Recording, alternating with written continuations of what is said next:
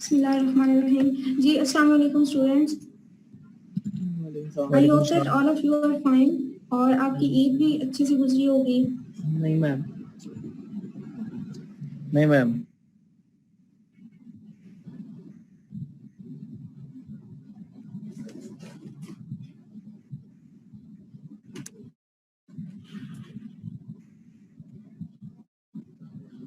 जी मैंने आपको सीआर को दे दी थी आपकी असाइनमेंट, वो आप लोगों ने कर लिया काम कंप्लीट? जी मैम। ठीक है, तो उसमें आपको कोई इश्यू अगर हो तो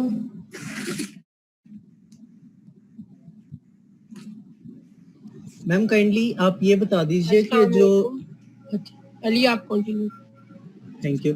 अच्छा मैम, आपने हमें जो असाइनमेंट हैंडओवर की है मैम, उसमें जो वर्ड फाइल थी उसमें एक्टिविटीज के ऊपर मैम डिफरेंट नाम थे, मतलब मैम वो आप काइंडली क्लैरिफाई कर दे, वो WDF थी या वो क्या चीज आपने की? क्योंकि स्टेटमेंट तो ऊपर ये थी कि नहीं वो सिर्फ एक्टिविटीज की,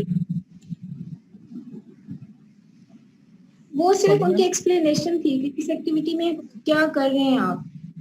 मैम मतलब वो WDF नहीं थे?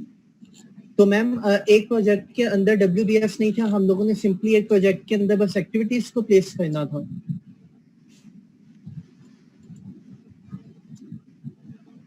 जी आपने जस्ट एक्टिविटीज ऐड करनी थी, वो ऊपर जो एक एक लाइन थी वो एक्टिविटीज को एक्सप्लेन किया हुआ था कि इस एक्टिविटी में हो क्या रहा है।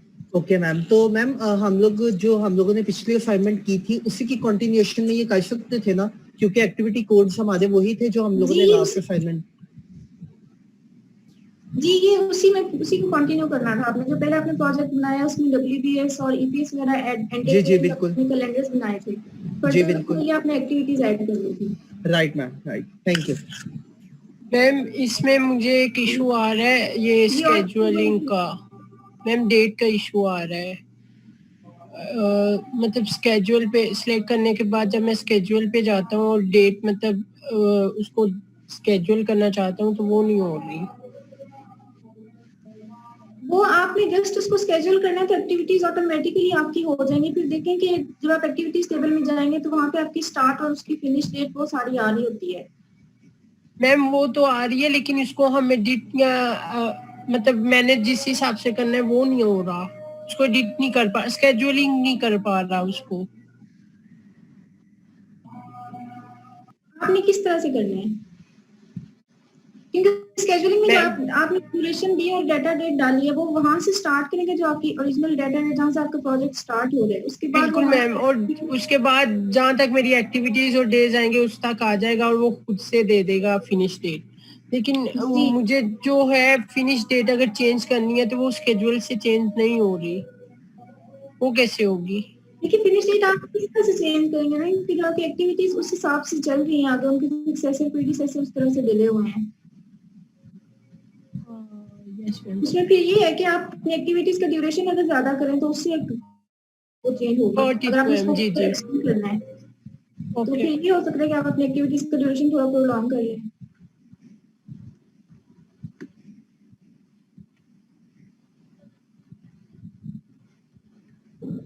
ओके सो आज जो हमें स्टार्ट करना है वो है क्रिएटिंग स्केड्यूल अपडेट्स के। आपने अपनी एक्टिविटीज को एंटर कर लिया, प्रोजेक्ट EPS सारा आपने बना लिया, उसके बाद अपना आपने WBS बनाए थे, कैलेंडर्स बनाए थे, उनको असाइन किया था एक्टिविटी। मैम अटेंडेंस आपको भेजें या अभी आप खुद बोलेंगे कि लेंगी?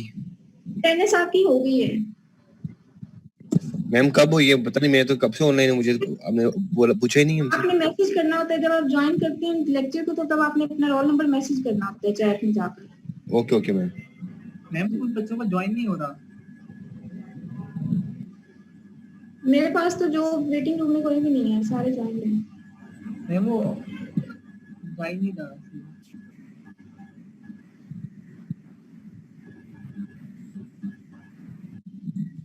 मैम ये रोल नंबर कब तक भेज सकते हैं आपको अटेंडेंस के लिए? 10 मिनट तक। मैंने तो अब भेजा, मुझे पता ही नहीं था कि भेजना है। मैं तो 1 बजे से ऑनलाइन हूँ, आप देख सकती हैं।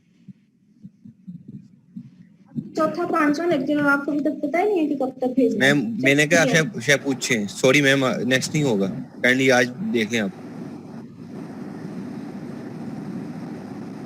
जी, तो आज हमें क्या करना है कि आपने अपनी एक्टिविटीज और उनके एक्टिविटी कोड्स वो साइन कर लिए थे, उनकी ग्रुपिंग कर ली थी। उसके बाद आज हमारा एक स्केड्यूल आपका एक क्रिएट हो गया जिसमें आपको स्टार्ट डेट जो आपने ओरिजिनल डाटा डेट एंटर की है वो, और उसके बाद जो फिनिश डेट है या फिर डिफरेंट एक्टिविटीज कब कब एंड हो रही हैं वो आपकी डिपेंड कर रही है कि जो भी आपने एक्टिविटीज की ड्यूरेशन डालना है उसके लिए उनको जो भी मैंने भी अभी ज्वाइन किया। जरा माइक ऑफ कर लें। काइंडली सब लोग अपने अपने माइक्स ऑफ कर दें। सो आज हमने क्या करना है कि अब स्केड्यूल अपडेट्स ये हम चेक क्यों करते हैं। फॉर एग्जांपल कि कोई भी एक प्रोजेक्ट है वो हमारा उसकी जो ड्यूरेशन है वो 1 मंथ है। अब मैंने 10 डेज के बाद देखना है कि कितने % मेरी एक्टिविटीज जो उनकी स्टार्ट या फिनिश डेट के अकॉर्डिंग वो कंप्लीट है या नहीं, और फिर बाकी जो एक्टिविटीज 20 डेज के अंदर जो रह जाएंगी, अगर तो फॉर एग्जांपल जो पहले 10 दिन के अंदर की एक्टिविटीज थी वो उनमें से कोई ज्यादा टाइम ले रही है तो ऑफकोर्स कि बाकी जो एक्टिविटीज हमको हमें टाइम उनके में रिसोर्सेज या कुछ भी वर्किंग टाइम बढ़ाना पड़ेगा ताकि हमारा जो प्रोजेक्ट है वो विद इन टाइम कंप्लीट रहे। तो अब स्केड्यूल अपडेट्स करने से क्या होता है कि हमें पता चल जाता है कि कितनी हमारी एक्टिविटीज कंप्लीट हो चुकी हैं और जो बाकी रहती हैं उनके हमने किस तरह से अपने सोर्सेज को या अपनी वर्किंग को अप्लाई करना है ताकि हमारा प्रोजेक्ट टाइमली कंप्लीट हो जाए।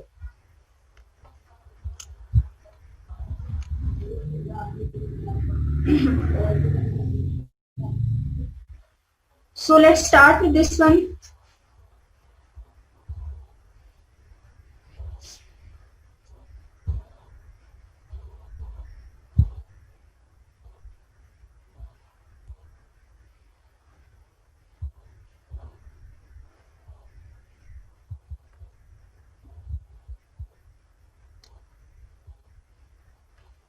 इसमें आपने क्या करना है कि अपनी प्रोजेक्ट विंडो ओपन करनी है। जी मैम, अगर आपके पास कोई हैंड नोट्स हैं जो रिलेटेड है थ्योरेटिकली तो वो काइंडली आप सीआई के थ्रू हमें दे दीजिए ताकि हम थ्योरी को भी साथ साथ कवर अप कर लें। इसलिए कि स्टेप्स ही हैं जो मैं आपको साथ साथ बताती हूँ। थ्योरी का वो मैंने जनरल बताया है कि उसको हम क्यों अपडेट करते हैं। चलो ठीक ठीक।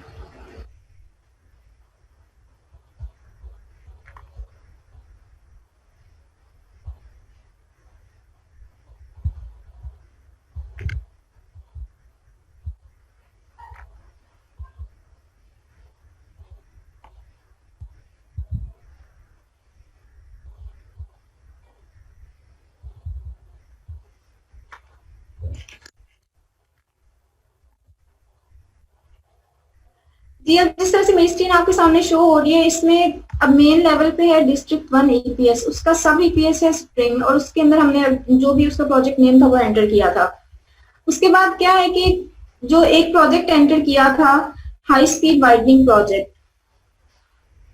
अब इसमें क्या करना है कि ये आपका एक प्रोजेक्ट है और इसमें सबसे पहले आपने क्या करना है कि इस प्रोजेक्ट के अंदर आपने अपनी एक्टिविटीज को एंटर किया होगा। अगर आप में से किसी स्टूडेंट ने वर्किंग की हुई है और वो मुझे अपनी स्क्रीन शेयर करके बता दें कि इस प्रोजेक्ट की जो एक्टिविटीज आपके सामने शो हो रही हैं, काइंडली वो शेयर कर दें।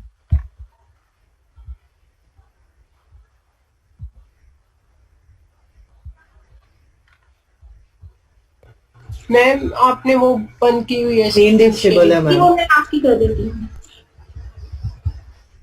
जी आप कर दें फिर। अच्छा मैम, ये एक्टिविटीज है उस प्रोजेक्ट की, ये सारी।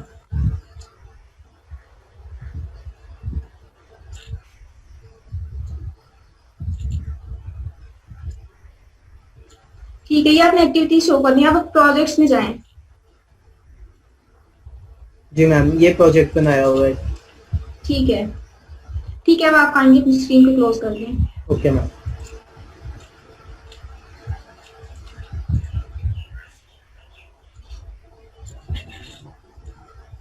ये सब देखें कि ये आप एक प्रोजेक्ट है जिसके अंदर डिफरेंट एक्टिविटीज आपने ऐड की हैं। अब हमने क्या करना है कि इस जो प्रोजेक्ट का स्केड्यूल है वो हम क्या करते हैं कि उसको हम कॉपी करते हैं एक और प्रोजेक्ट में। फॉर एग्जांपल ये आपका एसडीएस प्रोजेक्ट है, इसको आपने कॉपी कर लेना है।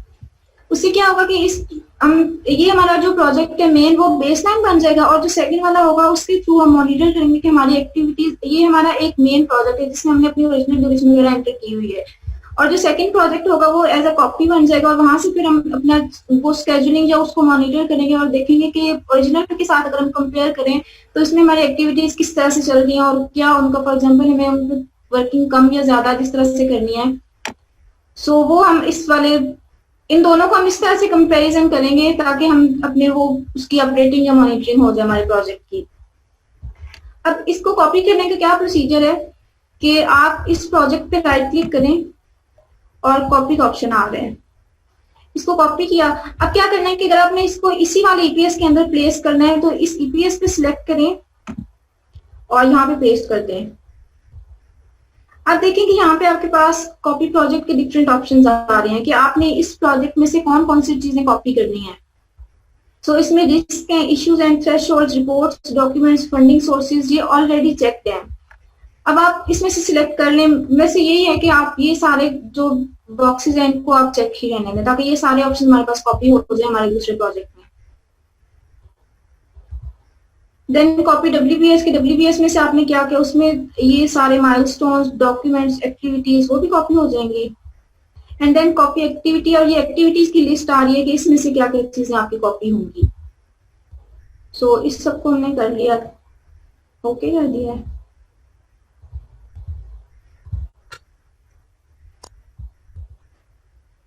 अभी हमारे पास उसी प्रोजेक्ट की एक कॉपी बन रही है।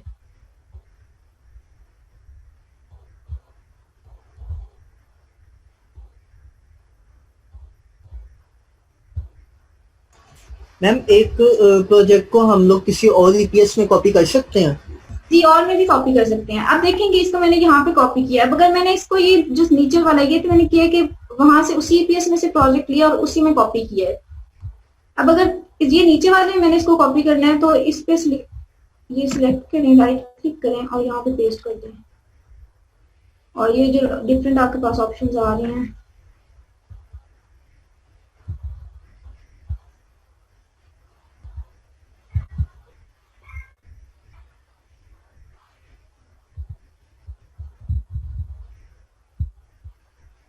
अब ये इस वाले ईपीएस के अंदर कॉपी होगा।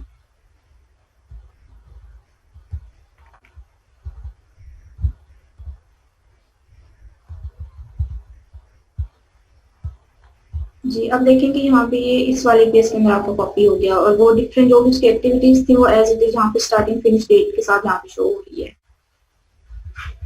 सो अब क्या है कि मेन आपका ये हाई स्पीड वाइडिंग प्रोजेक्ट था और इससे यहाँ पे आप उसकी कॉपी क्रिएट हो गई है। अब इसको आप लोग ट्राई करें अपने अपने लैपटॉप्स के ऊपर। एक तो उसी ईपीएस के अंदर इसको कॉपी करें और सेकंड है कि किसी और ईपीएस में इसको कॉपी करके चेक करें।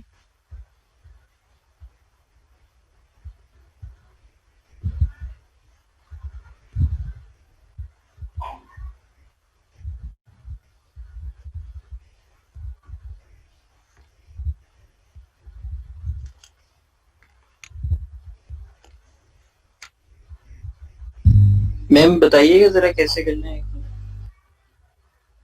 बच्चे प्रोजेक्ट पे राइट क्लिक करें, कॉपी का ऑप्शन आ रहा है। अगर आपने इसको उसी ईपीएस में पेस्ट करना है तो उसी ईपीएस पे क्लिक करें या राइट क्लिक करके वहां पे पेस्ट करें, या अगर आपने किसी और ईपीएस में करना है तो उस वाले जिस ईपीएस के ऊपर आपने उसमें कॉपी करना है राइट क्लिक करें और वहां पे पेस्ट कर दें।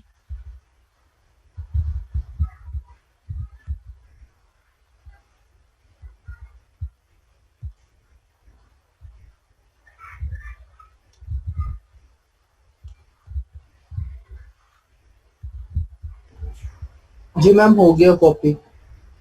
जी, बाकी को भी ट्राई कर लीजिए 2-3 मिनट में।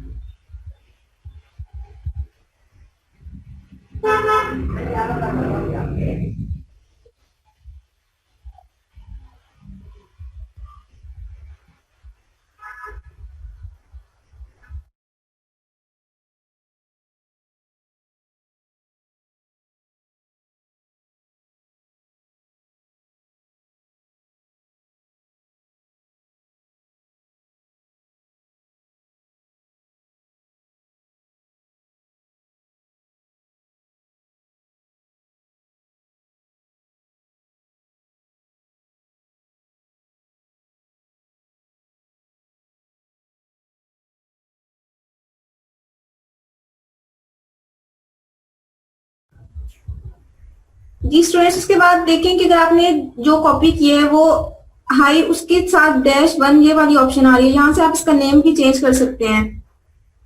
जिस तरह से मैंने ये एक हाई बेस लाइन था, उसको मैंने हाई अपडेट में इसको चेंज कर दिया जो कॉपी हुआ था।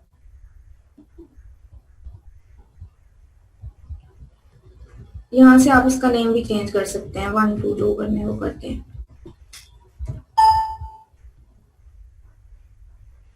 उसके बाद सेकंड स्टेप है कि हमने बेस लाइन असाइन करनी है। अब जो आपने प्रोजेक्ट कॉपी किया है, क्या करना है कि इसको हमने मॉनिटर करना है with comparison to the original project. Original को आप बेस लाइन करें। अब वो बेस लाइन किस तरह से इसको असाइन करेंगे, प्रोजेक्ट में इसी प्रोजेक्ट को क्लिक करें जिसको आपने बेस लाइन असाइन करनी है। प्रोजेक्ट पे जाएं, मेंटेन बेस लाइन्स, ये देखें हाई स्पीड वाइडनिंग प्रोजेक्ट यहाँ पे ऐड करें, और ये आपने इसमें से सेकंड ऑप्शन को क्लिक करना है, convert another project to a new baseline. अगर आप से पहले वाले ऑप्शन को क्लिक करेंगे तो क्या होगा कि वो इसी को बेसलाइन ले लेगा, लेकिन हमने क्या करना है कि हमने जो हमारा ओरिजिनल प्रोजेक्ट है उसको एज अ बेसलाइन कंसीडर करना है। So convert another project to a new baseline of the current project, and इसको ओके किया। अब वो यहाँ पे जो सिलेक्टेड है वो है कि जो कॉपीड है। अब हमने बेसलाइन कौन से वाले को देना है, जो हमारा ओरिजिनल प्रोजेक्ट है। इस पे क्लिक करें और इसको सिलेक्ट किया। अब यहाँ पे ये एरर दे रहा है कि you can not make one of the currently loaded projects a baseline, please close the project. अब इसमें क्या होगा कि पहले सारी स्केड्यूलिंग करके फिर जब आप ट्राई करेंगे तो ये आपका एज अ बेसलाइन इसमें सिलेक्ट हो जाएगा। यहाँ पे आप इसको करेंगे, क्लोज करेंगे, तो ये जो मेन आपका प्रोजेक्ट है उसके नीचे आपका ये वाला project as a baseline consider हो जाएगा।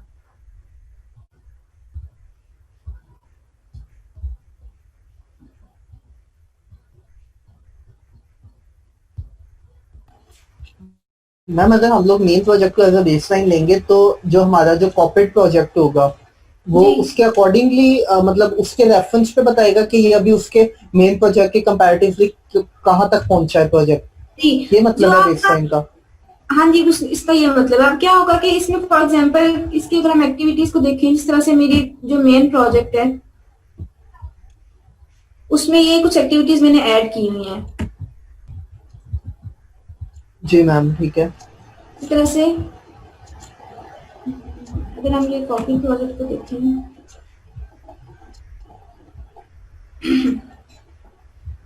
सो इसमें ये कुछ एक्टिविटीज आ रही हैं। अब आपने क्या करना है कि इनका ये चेंज किस तरह से होगा कि यहाँ फॉर एग्जांपल मैं इसमें से कुछ का जो रिमेनिंग ड्यूरेशन है वो चेंज किस तरह से हो सकता है कि स्टेटस में जाएं और यहाँ पे इनका परसेंटेज कंप्लीट फॉर एग्जांपल हम देखते हैं। ये हमारी एक्टिविटी पहली एक्टिविटी है, उसका 100% हो गया। देन सेकेंड एक्टिविटी, अब ये स्टार्टेड है और इसका परसेंटेज कंप्लीट लेट्स से 60% कर देते हैं। तो इट मीन्स किसका भी टाइम रिमेनिंग ड्यूरेशन 6 डेज रहती है। इसी तरह से इसको लेते हैं और ये स्टार्ट भी हो चुकी है, सॉरी ये माइलस्टोन है, 100% कंप्लीट है। और इसको लेते हैं, ये अब आपकी 100% कंप्लीट है। देखिए कि इनका रिमेनिंग ड्यूरेशन 0 हो गया है। सो अब अगर ट्राई करें जी, अब आपका इसमें ये हो जाएगा।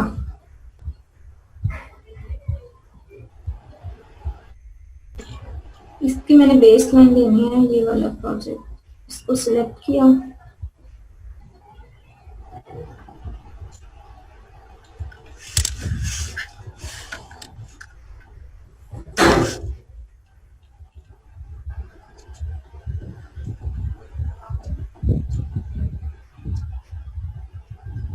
अभी इसको प्रोसीड कर रहे हैं, उसको एज अ बेसलाइन कंसीडर करते हुए जो आपका मेन प्रोजेक्ट। ये मैम बात समझ आ गई है। आप अब हम लोग जो है जब मैम ये शेड्यूल कर रहे हैं, अभी हमने अपने मेन प्रोजेक्ट को शेड्यूल किया हुआ जो हमारी असाइनमेंट में भी था।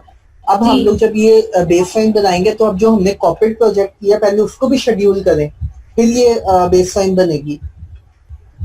नहीं, उसमें आपने क्या करना है कि अब आप किसी की डे पे अगर आप जाके उसको मॉनिटर कर रहे हैं तो उसमें आपने उसका स्टेटस चेंज करना, जो आपकी एक्टिविटीज होंगी जी। जो कॉर्पोरेट प्रोजेक्ट के अंदर। अब देखेंगे यहाँ पे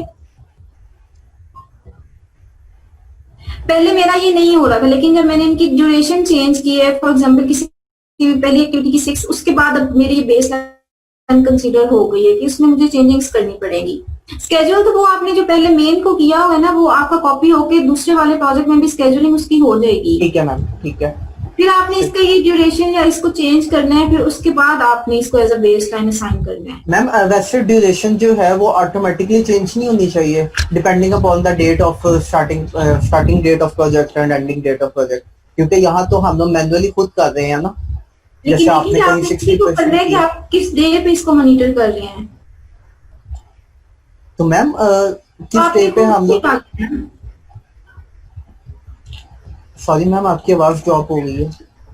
देखिए आपने फॉर एग्जांपल ये कोई भी एक्टिविटी है, अब आप ये इसका स्टार्टिंग आ रही है 14 में और एंडिंग है 21 में। फॉर एग्जांपल आप इसको मॉनिटर कर, आप इसको 22 में को कर रहे हैं, तो इट मीन्स कि ये एक्टिविटी 100% कंप्लीट होगी। जी। अगर आपकी ये 100% कंप्लीट है तो यहाँ पे आप ये तो आपने फिजिकली उन एक्टिविटीज जो भी आपकी प्रोजेक्ट पे चल रही है उनको फिजिकली मॉनिटर करेंगे, फिर इसकी परसेंटेज कंप्लीशन डालेंगे। अच्छा अच्छा अच्छा, ठीक है ठीक। तो मैम तो वो आप इसको समझिए। कैसे कैलकुलेट करने का कोई फॉर्मूला है ड्यूरेशन को कैलकुलेट करने का, मतलब या वो सिंपल जो हमारा मैथमेटिकल कैलकुलेशन है उन्हीं के थ्रू हम लोग करेंगे? मैथमेटिकली इसमें अभी फिलहाल तो चलता अच्छा है, अच्छा, ठीक है मैम। या फिर अगर आपने थ्योरी में कोई इसका रेलेवेंट फॉर्मूला पढ़ा है तो फिर उसको यूज करके। नहीं मैम, थ्योरी में हम लोगों ने प्राइमरी को डिस्कस नहीं कर रहे, इस नहीं, वजह जो से। इसका ये सारी प्रोसीजर है इसके कैलकुलेशन के फॉर्मूलाज वगैरह जी, वो तो आपने थ्योरी में पढ़े होंगे ना। जिस तरह पहले हमने एमएस प्रोजेक्ट किया था उसमें वेरिएंस से रिलेटेड जो जो फॉर्मूला थे, या कॉस्ट क्या होती है। जी वो तो, लेकिन वो सच कोई डायरेक्ट जो यहाँ एप्लीकेबल हो वो नहीं हम लोगों ने गो थ्रू किए। वैसे अगर आपको ये ड्यूरेशन की जो बात करनी है वो डेफिनेटली हम लोग उसमें देखते हैं, कंपैरिजन कर लेंगे प्रैक्टिकली देखकर। या इसका फार्मूला इसमें सिंपल यही लगेगा कि जो आपकी डेट है स्टार्टिंग, और वो देख लेंगे आप उसमें कितने डेज आ रहे हैं, आप उसको कितने डेज पे मॉनिटर कर रहे हैं। जी ठीक मैम। तो वो सिंपल उसको डिवाइड करके 100 से मल्टीप्लाई करेंगे तो आपकी परसेंटेज आ जाएगी। सही, राइट मैम। ये बेस लाइन असाइन करना आ गया। हम ट्राई कर लें एक दफा हम अपने सिस्टम ये आप इसको ट्राई करें। Thank you. ये बात आपने इसको माइंड में रखनी है कि पहले ये स्टेटस एक्टिविटीज को चेंज करें, फिर उसके बाद आपका ये असाइन होंगी, बेस लाइन असाइन होगी। जी और किसी का कोई क्वेश्चन इससे रिलेटेड?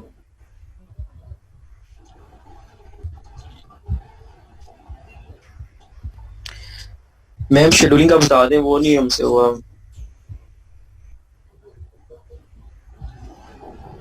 देखिए उसमें आपने क्या करना है कि प्रोजेक्ट एक आपने ले ली है और उसकी सारी एक्टिविटीज भी आपने एंटर कर दी हैं। उसके बाद क्या होगा कि उसका स्केजुलिंग का प्रोसीजर क्या है कि टूल्स में जाएं, उस प्रोजेक्ट को सिलेक्ट करें और टूल्स में जाएं और ये देखें कि पहले स्केड्यूल का ऑप्शन आ रहा है, इस पे क्लिक करें और यहाँ पे आपकी डेटा डेट आ रही है। डेटा डेट कौन सी डेट होगी कि जहां से आपका प्रोजेक्ट, जिस दिन से आपका प्रोजेक्ट स्टार्ट हो रहा है। अब इसमें आपने एक चीज क्या करनी है कि ऑप्शंस में जाकर ये इसका डिफाइन क्रिटिकल एक्टिविटीज के आपने जो लॉन्गेस्ट पाथ है वो किस तरह से डिफाइन करना है, इसको लॉन्गेस्ट पाथ करना है, ये सिलेक्ट करके और फिर स्केड्यूल करें। अब इस तरह आपकी प्रोजेक्ट की स्केड्यूलिंग हो जाएगी। अब आप इसकी एक्टिविटीज में जाकर देखें तो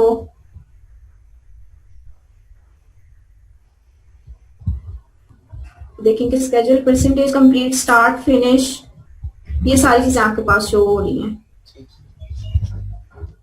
स्केड्यूलिंग इस तरह से करनी है। जस्ट आपने उस प्रोजेक्ट को सिलेक्ट करना है और स्केड्यूल पे जाके वो लॉन्गेस्ट पाथ वाला ऑप्शन क्लिक करना है। उसको सिलेक्ट करने के बाद स्केड्यूल पे क्लिक करें तो आपकी स्केड्यूलिंग हो जाएगी। ठीक है।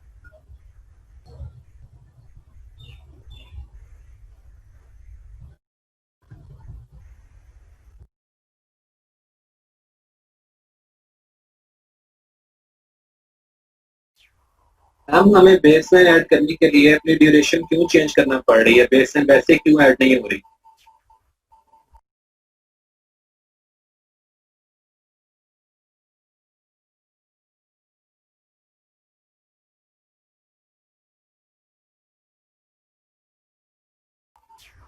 Ma'am hello.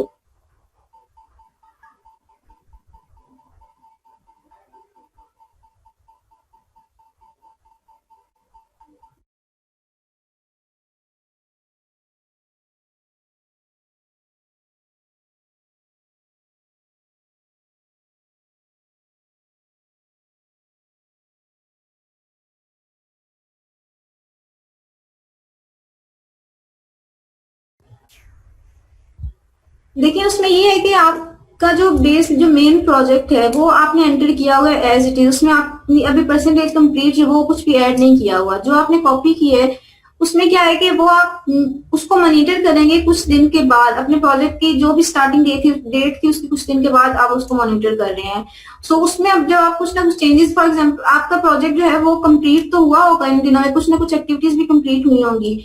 सो उनको जब आप उसका स्टेटस चेंज करेंगे उन एक्टिविटीज का, तो फिर आपका जो मेन प्रोजेक्ट है उसके साथ इसका कंपैरिजन होगा।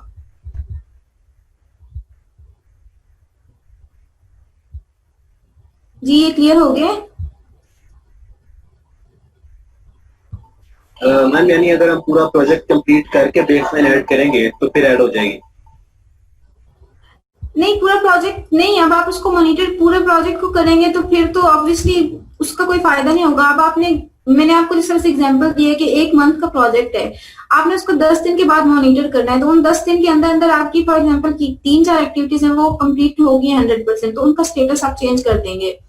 अदरवाइज आपकी वो दोनों प्रोजेक्ट्स में उनका टाइम चेंज नहीं होगा, वो सेम ही रहेगा। वो ओरिजिनल ड्यूरेशन उसकी 10 to 15 डेज थी और अभी वो एक्टिविटीज कंप्लीट ही नहीं हुई।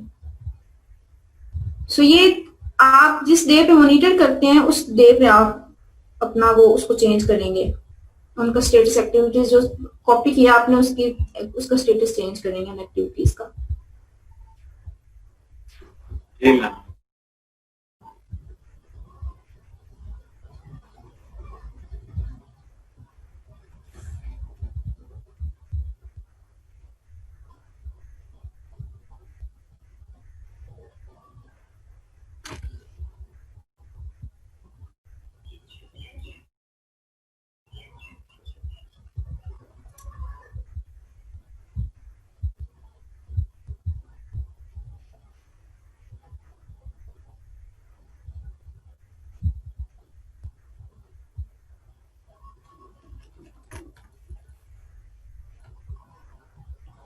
मैम अभी तो हमारे दोनों प्रोजेक्ट की स्टार्टिंग और एंडिंग डेट सेम है, तो वो चीज ये अभी तो नहीं ना हम लोग को ज्यादा मतलब क्लियर होगा कि एक प्रोजेक्ट दूसरे प्रोजेक्ट से कितना मतलब फॉरवर्ड है या कितना बैकवर्ड है।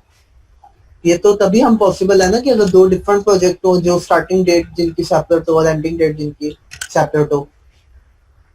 नहीं देखिए आप, ये आपका मेनली है क्या कि आपका एक प्रोजेक्ट है मेन, जो आपका प्रोजेक्ट है जिसके आपने जिस तरह से आपने एक्टिविटीज को एंटर किया हुआ उसको कॉपी करने से पहले जी मैम। वो आपका उसके अकॉर्डिंग स्केड्यूल के अकॉर्डिंग चल रहा है। जी। और सेकंड जो आपने कॉपी की है, अब जो स्केड्यूल के अकॉर्डिंग आपका चल रहा है, फॉर एग्जांपल उसमें आप एडिटिंग नहीं करते कि आपकी कितनी एक्टिविटीज है वो कंप्लीट है या कितनी कंप्लीट नहीं है, वो आप उसका स्केड्यूल ही चेंज नहीं करते। अब आप क्या करते हैं, स्केड्यूल चेंज करने के लिए एक्टिविटीज की कंप्लीशन वो टाइम डालने के लिए आप उसको कॉपी कर लेते हैं। जी अब ये है दोनों एक ही प्रोजेक्ट है, ठीक है। एक हमने ऐसा बेसलाइन कंसीडर किया ताकि उसके साथ हम कंपैरिजन कर सकें अपने ये दूसरे वाले प्रोजेक्ट का। लेकिन मैम ये मैंने जब उनका किया है तो उसके बाद हम जो मेरा मेन प्रोजेक्ट था मैम वो तो शो नहीं हो रहा, और यहाँ वो जो आपका जी वो ऐसे ही होगा, जो जो आप बेसलाइन असाइन करेंगे वो अब वो वाला प्रोजेक्ट आपका शो नहीं होगा। हाँ जी, और जो दूसरा भी शो हो रहा है मैम वो भी अभी मतलब दोनों वो बेस लाइन तक ही एक्सटेंड है, मतलब बेस लाइन वो सेम ही इक्वल है, स्टार्टिंग और सेम डेट आ रही है, उसमें चेंज नहीं है, ना वो बैकवर्ड है ना वो फॉरवर्ड है। हालांकि उसमें मैंने ड्यूरेशन को चेंज भी किया, किसी को 40%, किसी को 100, किसी को 60। आपने चेंज किया फिर उसके बाद इसकी रीस्केड्यूलिंग करनी है तब वो चेंज होगा। वो अभी मैं ओके आपको मैम। बताती हूँ कि स्केड्यूल जब हम इसको और स्केड्यूल साइन करेंगे तो उसके बाद मतलब मैम अभी ये सेम ही होगा, अभी मुझे रीशेड्यूल करना पड़ेगा, रीशेड्यूलिंग के बाद भी वो उसको बेसलाइन के कॉरेस्पॉन्डिंगली चेंज होगा। अच्छा ठीक है मैम, थैंक यू।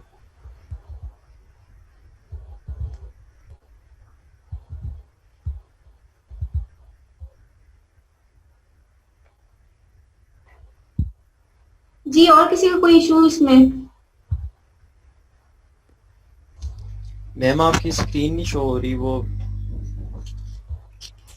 आपने इसको ट्राई कर ली है ये बेस लाइन असाइन करना? जी मैम कर रहे हैं। ठीक है, उसको कंप्लीट करें, फिर उसके बाद मैं स्क्रीन शेयर करती हूँ नेक्स्ट स्टेप बताने के लिए।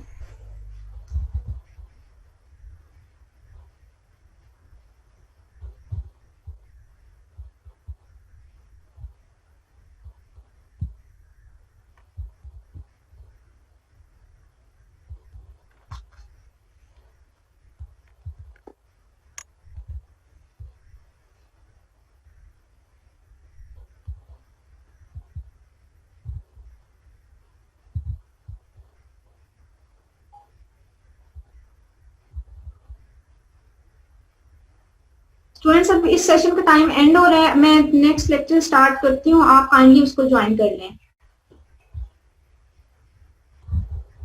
ठीक है मैम।